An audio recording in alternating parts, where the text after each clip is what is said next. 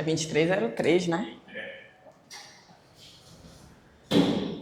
2301, 2302, 2303. Tá aqui com letra de abridor de barco. Já se diferencia. Tá linda essa, né? Quem começa, né? Quem recebe sempre a Nina e a Mel. Casadeira. Ai, que obrigada. Boa. Entra, Duda, bora, Nina e Mel. Ih, amor. Bora nessa. Eu sempre me acho um pouco louca com isso, Não, gente. tá tudo Com isso certo, que eu tá inventei. muito bom, tá bom demais. As pessoas são mais loucas que eu, que elas estão gostando, Estão achando o máximo, tá né? todo mundo, não, tá muito bom, faz Tá outro. muito bom, é isso mesmo. Eu quero que tu comece te apresentando pra gente. Pra quem não te conhece, eu vou só dizer, tipo assim, antropóloga, né? Isso pra mim já te define já muito. Me diz muito, né? Já diz muito. Mas, enfim, eu sou Isabela, né? Costumo dizer que eu sou duas coisas na vida, né? Mãe e professora, porque são as duas coisas que ninguém vai me tirar, né?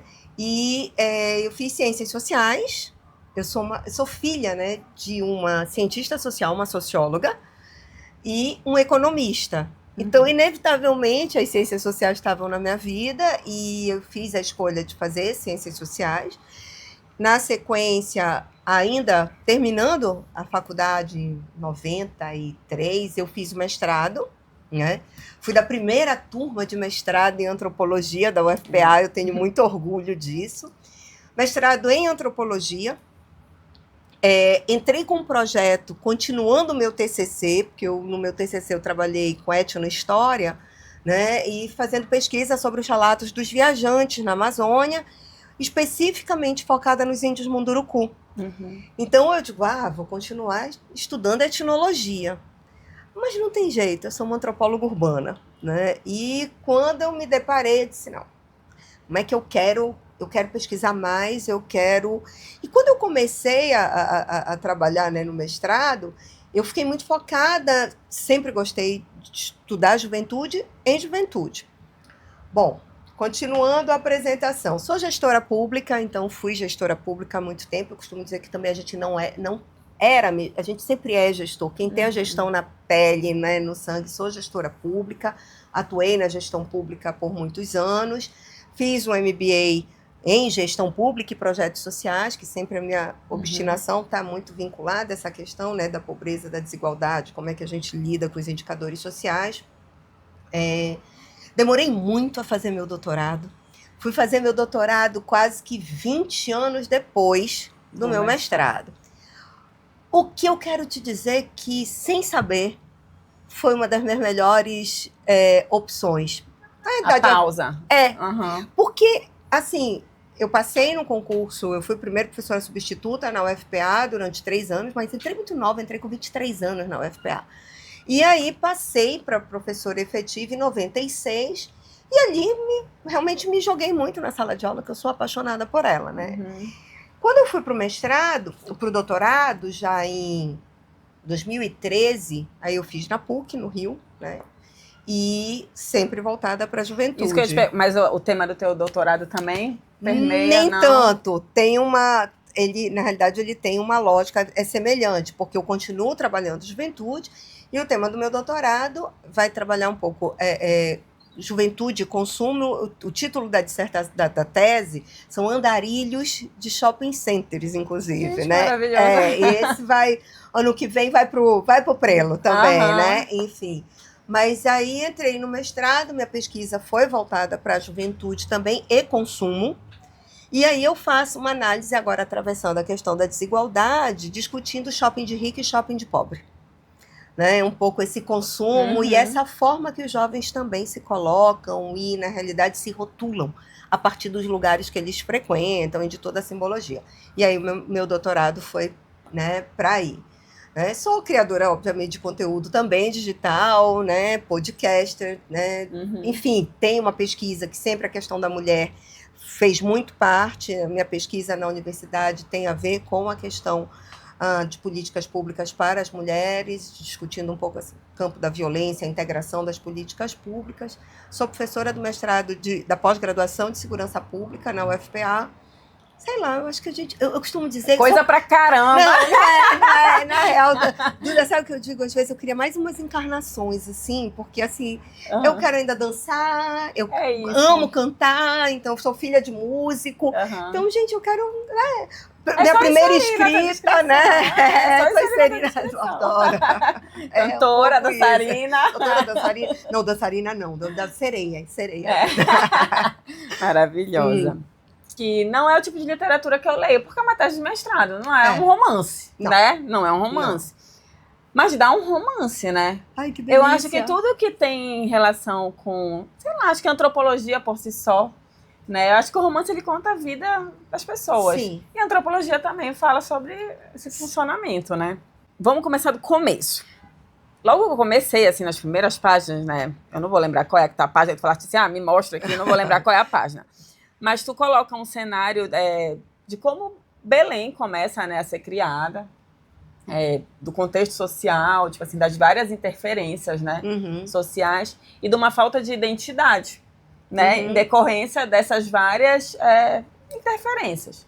Eu te diria assim, né, Duda, eu costumo dizer que a Amazônia, e aí eu vou ampliar um pouco essa reflexão, né, a gente sempre tem que olhar para ela como um grande campo, e um campo muito diverso, onde realmente as nossas populações, os povos originários, acabaram sendo muitas vezes, vou usar uma expressão, escanteados, né, colocados de canto, para que as culturas que chegavam, né, e que começavam a entrelaçar com esse espaço, pudessem entrar e efetivamente exercer o que elas queriam, que é o campo da dominação. Sim. Né? Então, no primeiro capítulo, eu faço questão de mostrar exatamente a Belém, mas Belém como metrópole.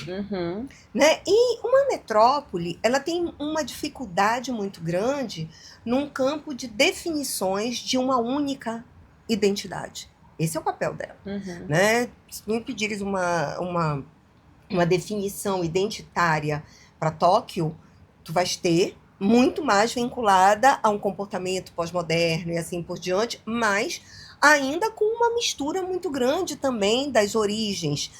Nova York, idem, né? Paris, idem. Enfim, São Paulo, quantas São Paulos existem dentro de uma única São Paulo? E esse olhar e essas identidades, eu acho que hoje o que tu falas tem um ressaltar de elementos mais típicos da nossa cultura e da nossa região, onde você tem aí uma grande bricolagem, como diria o Goethe, né, de espaços e de culturas e de traços. Ok. O que eu falo aqui não é a inexistência de uma identidade, mas é a existência de uma identidade enquanto metrópole. É quando você traz, não tem jeito, 2 cidades só viveram, praticamente 3, se eu for falar, mas intensamente, apenas 2 cidades viveram a Belle Époque no Brasil, que é Rio e Belém. Né? Salvador tem um pouquinho dela entrando, mas assim, a cultura parisiense tenta entrar, né, de forma muito. A gente tem uma Paris na América. A gente tem. Né, na loja. O nome das nossas, Boulevard. Né? Então, a gente tinha a própria consolidação e desenho do espaço urbano de Belém vai começando a se inspirar em Paris.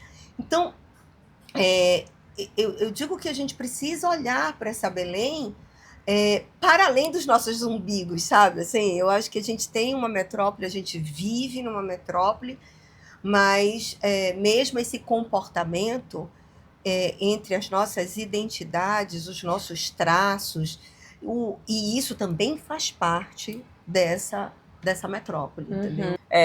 Eu entendo que hoje existe um movimento de um orgulho sobre quem somos. Como se a gente tivesse acontecido um resgate sobre uma identidade que sempre existiu, mas que não era valorizada, e que agora as pessoas estão se apropriando. Eu e acho isso independe das tribos que tu coloca aqui, tá? Porque, tipo assim, a gente vai falar de skatista, de gótico. Eu acho que é como se fosse uma coisa para além disso, sabe? Não, eu acho que isso é o que somos. É isso. Entendeu? Uhum. Inclusive, não existe problema nenhum e grupos diferentes de jovens e de pessoas e de tribos distintas também terem o que somos. Uhum. Né? E eu também acho que isso não é tão de hoje. Eu acho que isso está cada vez mais na mídia Sim. hoje, em virtude do Amazônia estar na moda. Pará está na moda? Não sei. Eu não gosto muito dessa lógica. Uhum. Eu acho que a construção identitária ela é muito mais potente e ela precisa ser muito mais respeitada do que única e exclusivamente o que é posto ou o que pode ser veiculado pela mídia. Sim. Então, assim, hoje Marajó sempre foi Marajó.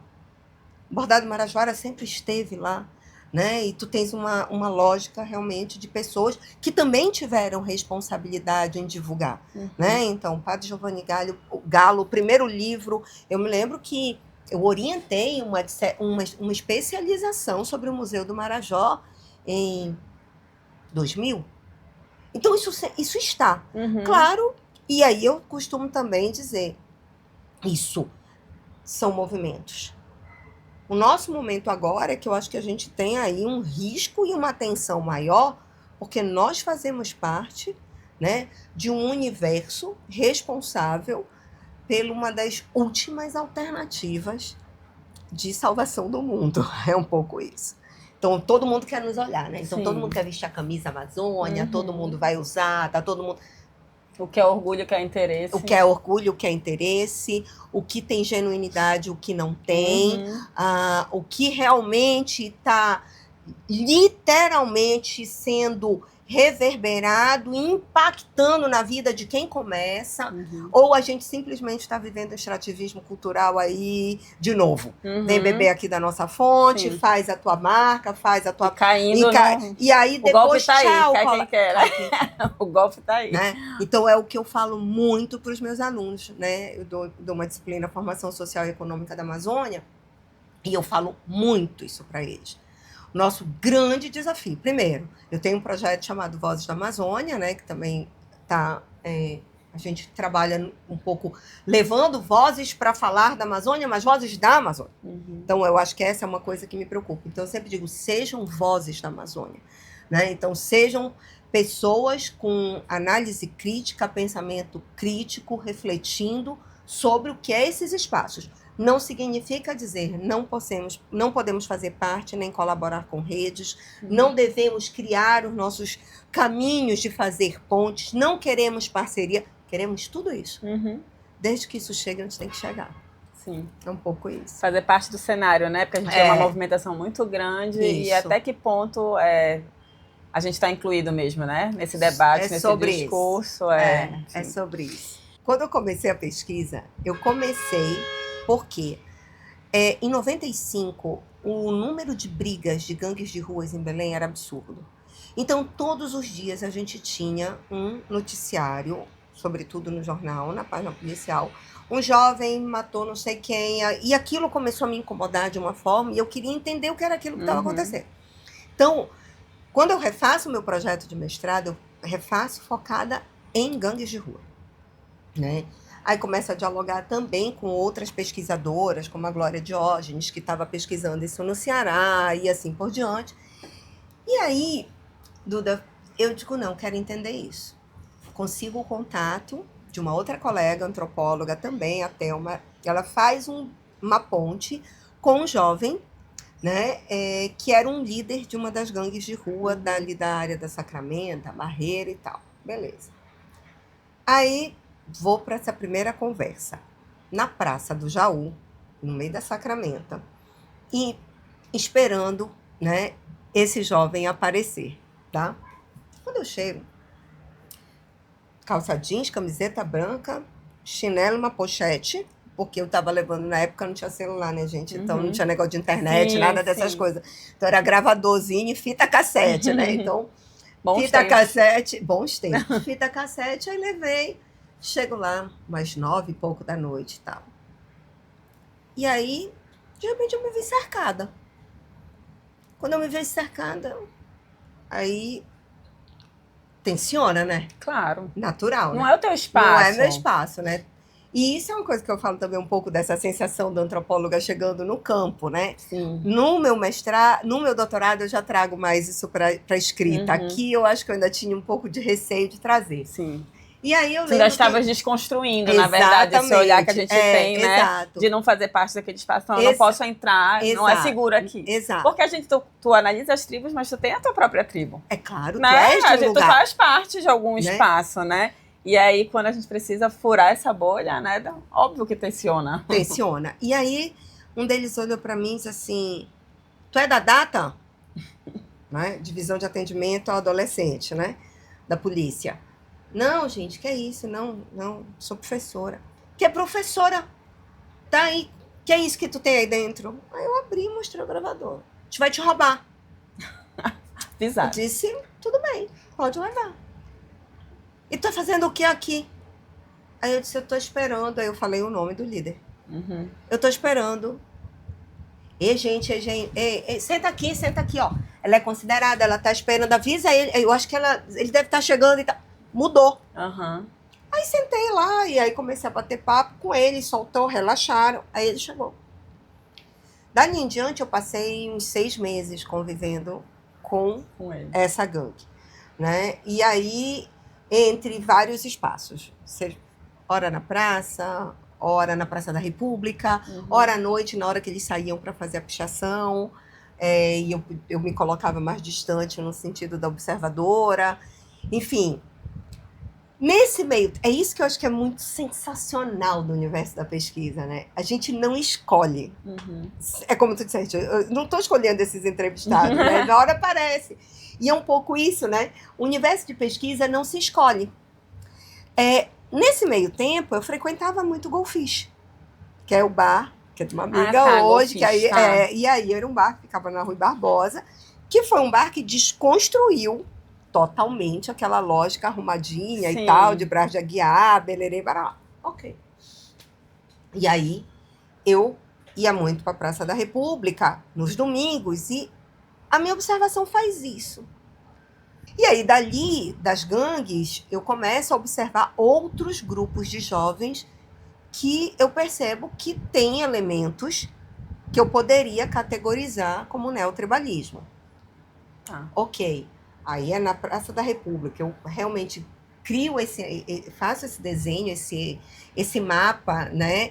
A partir do momento em que eu percebo. Tem os headbangers que ficavam atrás do Teatro Valdemar Henrique, né? Com seu som lá, aquela caixa, e não era Bose, né? Não existia, tá, gente? Também, vamos lá. Né? Aí, os skatistas, normalmente, eles saíram do Monumento da República para descer aquelas escadas e poderem andar ali na frente do teatro. Um pouco, eventualmente, você transitava, encontrava com um punk ou outro, mas raro. Não é o universo.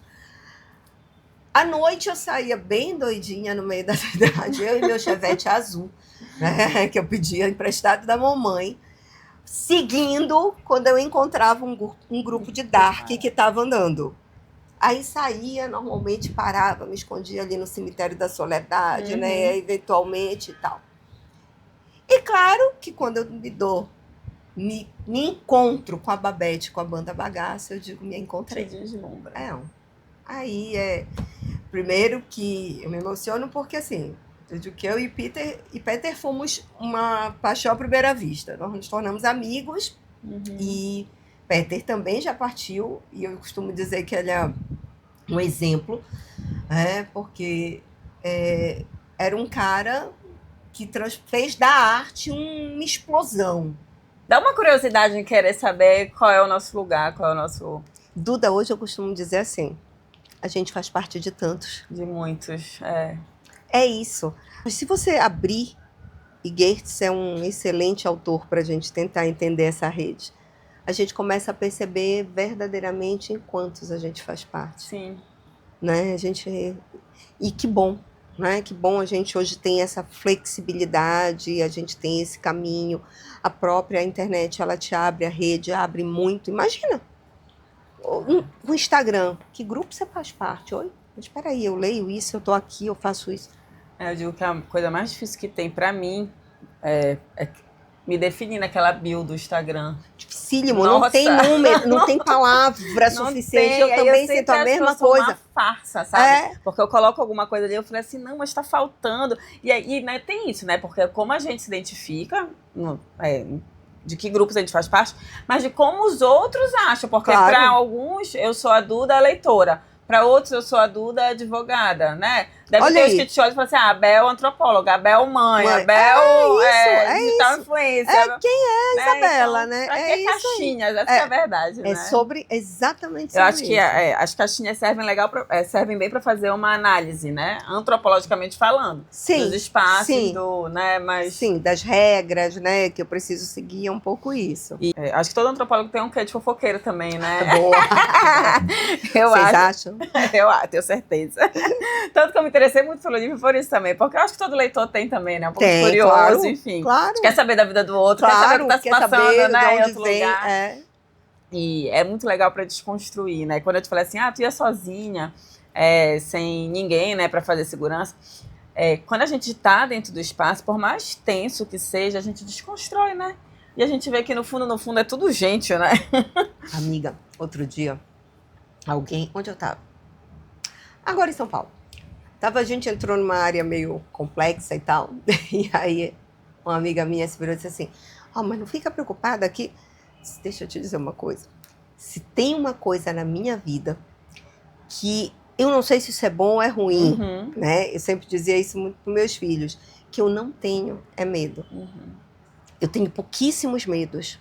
E os meus medos, eles têm muito mais a ver com meus campos individuais do que com o universo que me cerca. Sim. Não tem nenhum. A vida fica mais leve, né? Fica mais leve. A gente fica menos prisioneiro dos campos que já existem, é fato. Né? Não é eu estou num lugar, não é perigoso. É perigoso, Qual o cuidado que eu tenho? Eu prefiro sempre transformar, né? Do medo ao cuidado, né? Qual é o cuidado que eu preciso ter?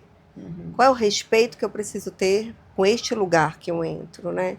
Então, acho que isso era sempre uma coisa que também é muito importante no campo da pesquisa. Como eu me coloco diante desse campo. Um exercício de alteridade, né? E de empatia, É né? da antropologia. Esse conceito é antropológico. Né? A alteridade. É um conceito antropológico, né? É um exercício. Porque é exatamente o oposto ao etnocentrismo. Né? Então, relativizar a alteridade está aí. Né? Melhor definição. Exato. Né? Drag queens, Bel. Quando eu trago drag queens, rainhas ou dragões, primeiro eu faço uma analogia, obviamente, com Londres, exatamente por conta. Eram os dragões da rainha que se transformavam em rainhas nos guetos londrinos. Eu tenho burlesco, como o Baudrillard trata, né? Ou seja, aquela coisa, eu sou, mas eu não sou, mas eu quero exagerar. Né?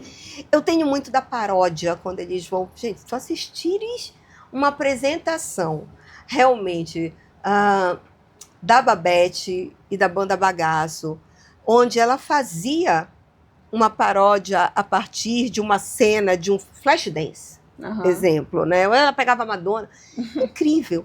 Então ela traz esse universo, ela traz um universo de desconstrução o tempo inteiro, como ela diz assim, ei, eu tô aqui, eu sou isso, mas eu sou isso. Verdadeiramente pode ser o que você quiser.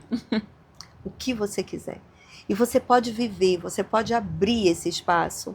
E eu costumo dizer que esse livro, ele realmente desbravou aí, trazendo à tona para Belém e para as pessoas entenderem que jovens éramos nós.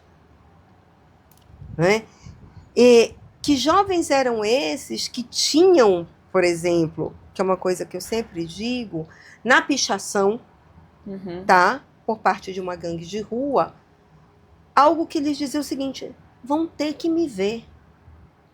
A gente nem discutia a invisibilidade naquela época, teoricamente. Mas a pichação dentro de no muro de uma casa, num espaço público, diz assim, eu existo. O que tem por trás, né? Eu existo, que é uma coisa que eu falo um pouco, que o Goffman fala muito isso, né? Que é a representação do eu na vida cotidiana. O né? que hoje em dia é uma forma de buscar essa visibilidade está muito nas redes sociais, né? Sim, que hoje em em dia- vários caminhos, Sim. né? Em vários Porque caminhos. antigamente a gente não tinha, né? As redes, eu acho que Não, buscavam muito não. mais através, É. né, desses espaços, né? Hoje Desses acho que as espaços. redes, elas representam um pouco essa... Eu acho que sim. Uhum. Na nossa época, nós não tínhamos disponível. Isso também é uma outra coisa importante, né? Sim. A gente, muitas coisas nem sabia que existia. A gente não Né? tinha acesso, né? Não tinha acesso. É isso. Acho que um as pouco redes sociais, isso. elas trazem isso mesmo, né? Né? Um acesso que... Ilimitado. Ilimitado. Já diz quando você compra o stream. Acesso ilimitado. Né? Perigoso, né? E torna tudo muito líquido também, porque a gente não entra só no campo material, né? Eu te diria que mais do que, né? Muito mais no campo até, né, dos afetos, do... É muito Bauman na veia, né? É muito Bauman na veia. Tá aí, escorrendo, né? E, Bel, me conta um pouco da tua relação com a literatura de forma geral, assim. Sempre vim de uma família muito estimulada na leitura, né? Exatamente por estar no campo das humanas e muito focada, muito... E às vezes as pessoas dizem assim, a Isabela gosta muito de... Eu gosto de estudar, realmente, não é uma brincadeira, né? Uhum. Eu gosto de livro. Eu tenho hoje muita dificuldade, estou me adaptando, porque eu acho que não dá para a gente ter os radicalismos de não ter o cheiro da página e grifar com a caneta. Eu também estou no mesmo processo. Né? Mas eu preciso me adaptar, porque a gente viaja, às vezes quando eu me vejo eu estou com 3 livros dentro da mochila. Sou essa pessoa. Porque... Mas eu posso querer ler esse agora, eu não terminei, eu quero... E se acabar esse? E aí, às vezes, eu olho e digo, tá louca, olha o peso de 3 livros para eu andar na mochila. Né? Então, tô aos poucos me adaptando no digital, colocando no iPad algumas coisas. Eu sempre tenho, na minha leitura, um trio, digamos assim. Você vai responder se eu te perguntar, vai. Um trio, né? E eu tô na metade, eu não acabo. Então, eu fico super feliz quando eu acabo. Né, que eu dou aquele check, assim, super feliz.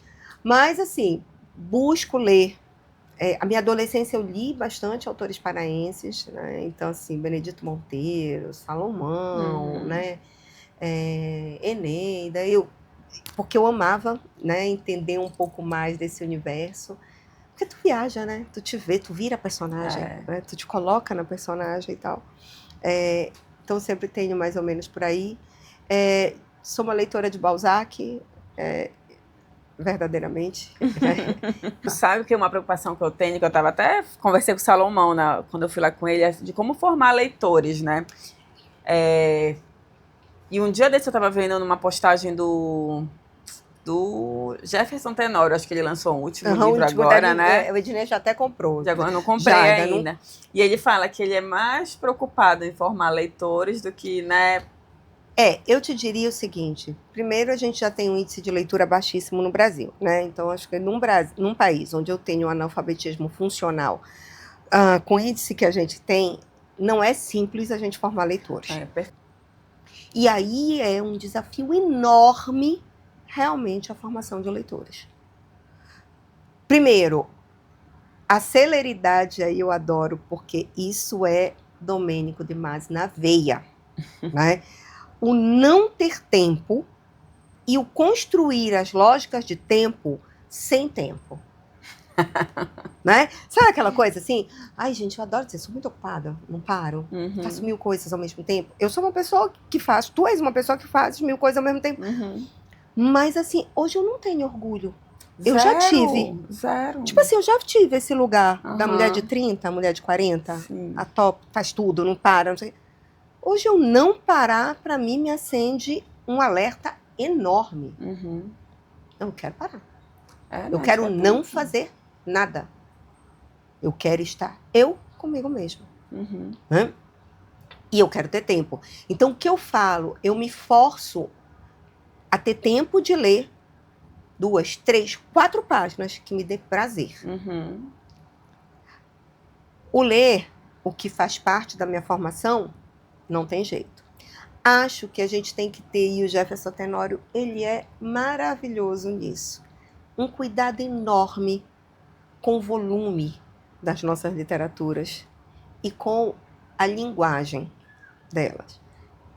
Isso é uma coisa que hoje eu me conserto e revejo, brinco com meus alunos, com meus orientandos, eu digo, deixa eu falar, as pessoas precisam entender o que você está escrevendo. Já Isso saiu ajuda aquele... a formar leitores, né? Claro, Isso ajuda. já saiu daquela fase. Peraí, deixa eu googar aqui qual é a palavra mais difícil para parecer que eu sei muito. Não, né, gente? Uma linguagem simplificada. Né? Até no mundo jurídico, eu como advogada hoje em dia já tem as Eu as brigo mudanças. com meus alunos, advogados, eu digo, gente, sem juridiquês. Não, é Por objetividade, favor, palavra objetividade, fácil, palavra- para ser entendido. É isso, Duda, é isso. Então, se a gente puder trazer realmente cada vez mais livros com tamanho... Eu hoje, na própria orientação acadêmica, eu digo, gente, ninguém precisa mais de compêndio. Uhum. Tomo 1, tomo 2... O que é sobre ego, né? De quem está escrevendo gente, e o que é sobre verdadeiramente sobre- o que tu estás escrevendo. Para alcançar quem, o objetivo. isso. Né? Né? Então, assim, ao passo que as redes sociais democratizam, e eu acho que democratizam, entregam conteúdos, elas não são suficientes para o processo de formação. Então, eu acho que a gente precisa, primeiro, democratizar mesmo o livro. O livro. Não é o acesso ao livro por uma conta de streaming, por uma conta mais barata. Acho que a gente precisa criar movimentos de leitura. A gente precisa ensinar a escrever e ensinar a ler, gente. E isso está antes. Tá antes. Né? A gente precisa fomentar o entendimento.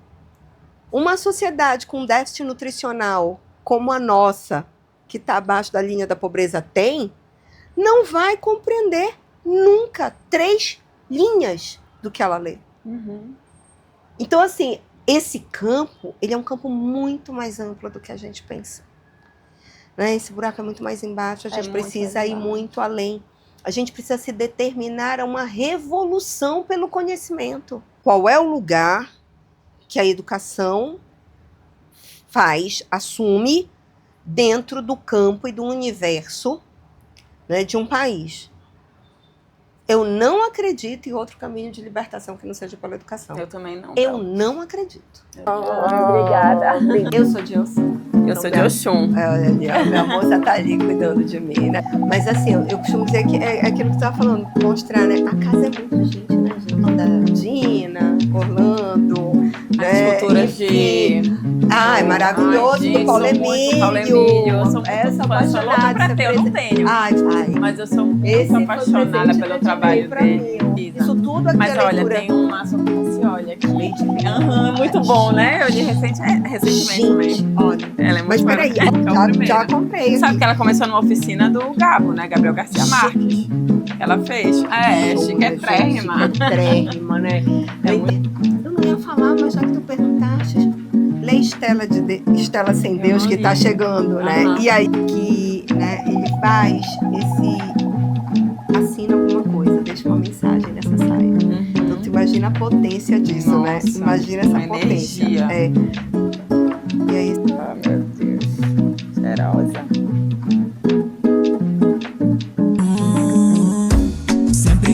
olha, nem esperava mostrar na bagagem. Não arrumei a Como você pode ser tão linda.